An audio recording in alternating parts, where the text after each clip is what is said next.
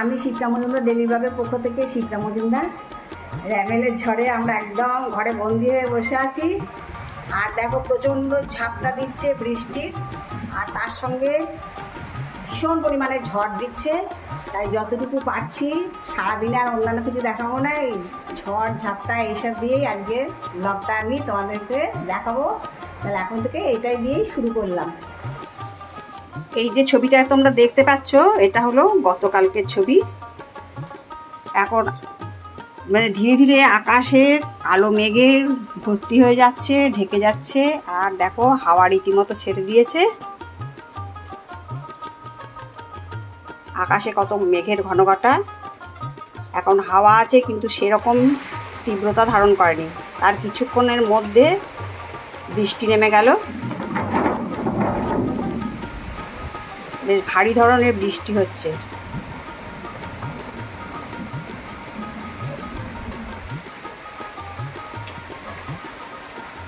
আজকে আর কোনো কাজে মন নেই, শুধু এই ঝড় ঝাপটার দিকেই মন পড়ে আছে।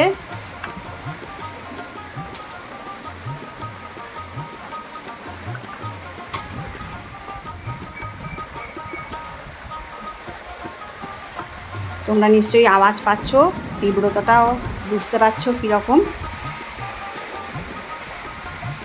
নারকেল গাছের মাথাটা পুরো মুড়িয়ে দিয়েছে হাওয়ায়, এত হাওয়ার বেগ। তোমাদেরকে ধীরে ধীরে সমস্তটা দেখাবো।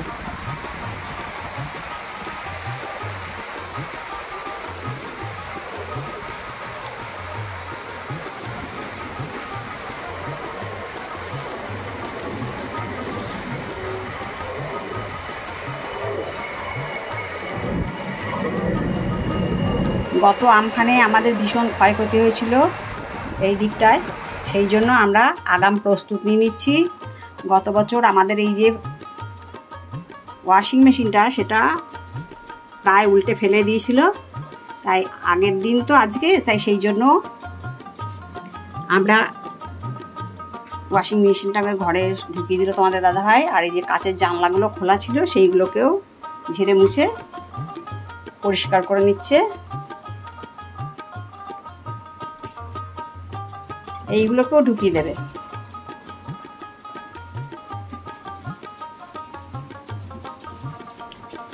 আজকে আমাদের খাওয়া দাওয়া সম্পূর্ণ লাটে উঠেছে।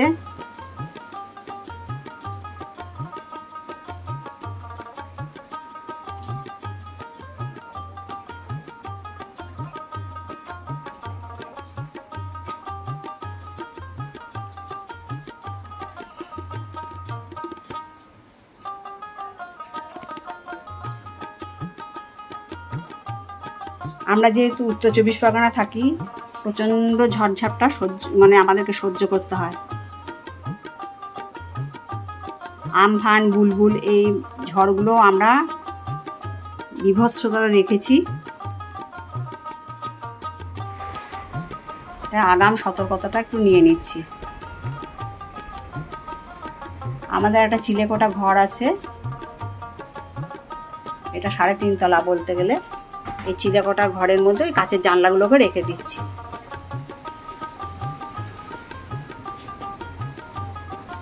এটা একটা স্টোর রুম।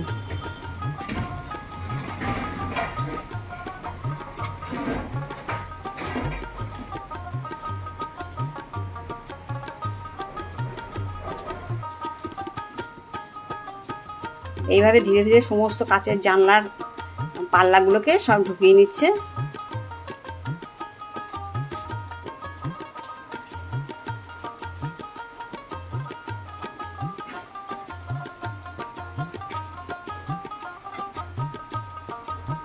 এত দমকা হাওয়া আর বৃষ্টির ছাট, মানে কিছুতেই কন্ট্রোল করতে পারছি না নিজেদেরকে। তারই মধ্যে কাজকর্মগুলো সেরে নিতে হচ্ছে।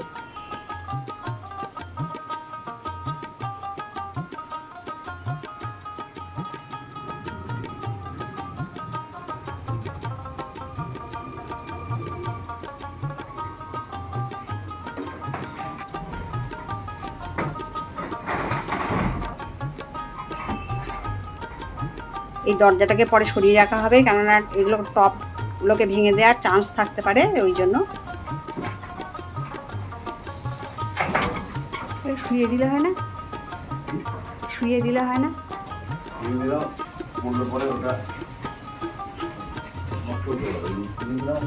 হ্যাঁ,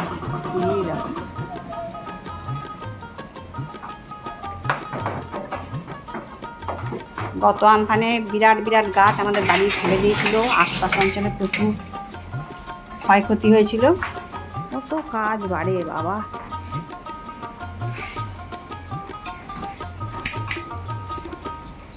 একবার ঝড় আসা মানে দুনিয়ার কাজ বাড়ে।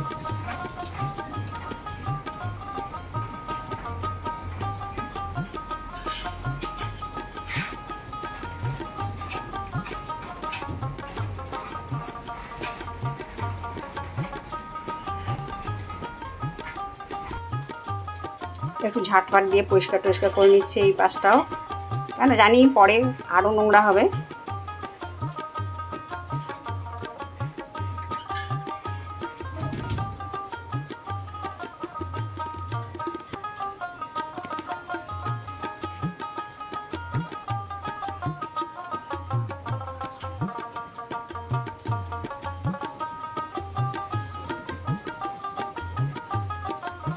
আর এই যে পাশের বাড়ির ছাদটা দেখতে পাচ্ছ, একটা ছাদ বাগান আছে, এইখানে এদের টিনের শেড দেওয়া ছিল। গত আমফানের ঝড়ে পুরো উড়িয়ে অন্য একটা বাড়িতে ফেলেছিল। সেই জন্য আমরাও ভয়ে আছি, কেন আমাদেরও তো টিনের শেড দেয়া, ভীষণ ভয় পাচ্ছি আমরা। শুধু একটা বাড়িতে নয়, 2-4টে বাড়িতেই আমাদের এই পাড়াতে এইরকম কারবার হয়েছিল। এখন র্যামেলের ঝড়ে যে কতটা কি তাণ্ডব চালাবে বুঝতে পারছি না।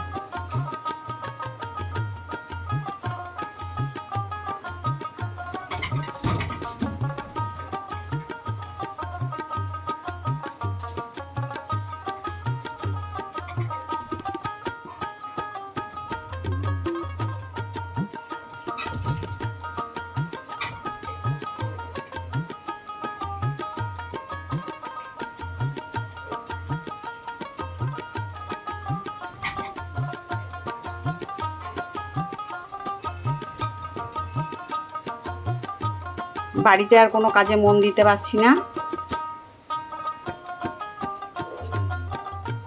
তারই মধ্যে মানুষকে বেরোতে হচ্ছে রাস্তাঘাটে। তাও আমাদের এই রাস্তাটা সবসময় জনবহুল থাকে, গাড়ি ঘোড়া সবসময় চলে, কিন্তু আজকে প্রচণ্ড পরিমাণে শুনশান হয়ে গেছে। বৃষ্টি কিন্তু অঝরে হয়েই চলেছে।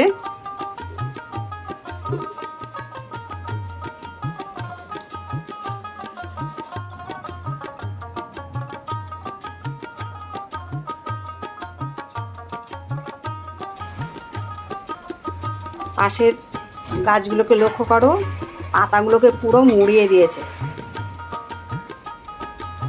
এত হাওয়ার তেজ। কখনো থামছে, কখনো এত জোরে জোরে হাওয়া হচ্ছে, মানে বলে বোঝাতে পারবো না।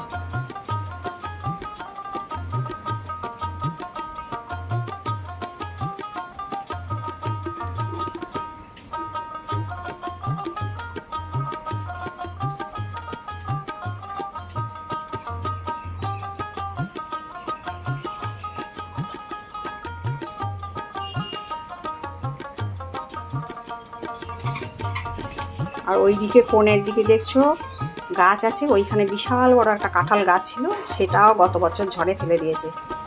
এবছর যে কত ক্ষয়ক্ষতি হবে আমরা এখনো ধারণা করতে পারছি না, তাই ভীষণ ভয়ে ভয়ে দিন কাটাচ্ছি।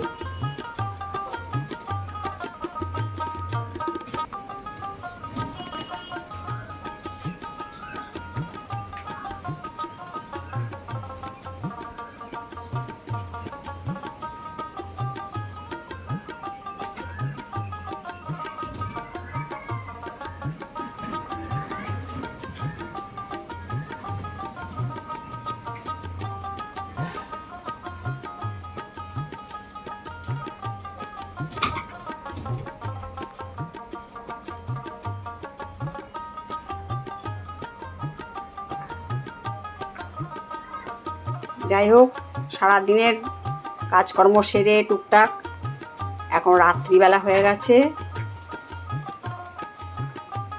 এখন জানলার দিকে চলে এসেছি, আমার জানলা বাগানের কাছে। দেখো তারই মধ্যে সুন্দর ফুল ফুটেছে, বেল ফুল, তাও দেখাচ্ছি। আর ঝড়ের গতি তো আছেই।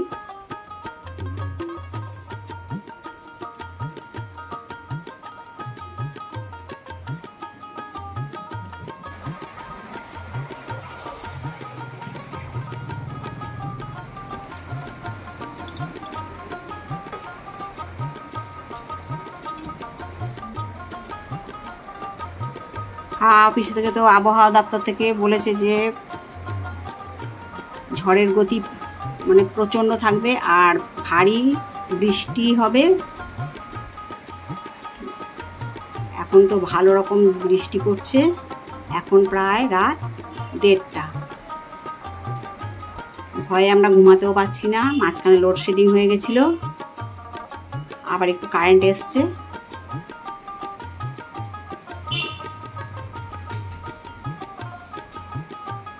কারেন্ট শুধু যাচ্ছে আর আসছে।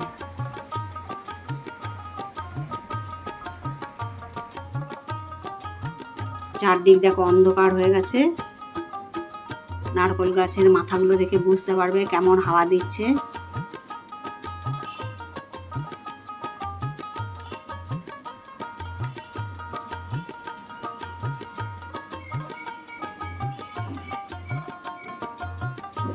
এই ছবিগুলো সমস্ত আমি ঘরের ভেতর থেকে ক্যামেরা বন্দি করেছি। আচ্ছা, তাহলে আজ এই পর্যন্ত রাখি। গুড নাইট সবাইকে। যদি সুস্থ থাকি, ভালো থাকি, পরবর্তী এপিসোডে আবার দেখা হবে তোমাদের সাথে। কেমন? টাটা, সবাই ভালো থেকো।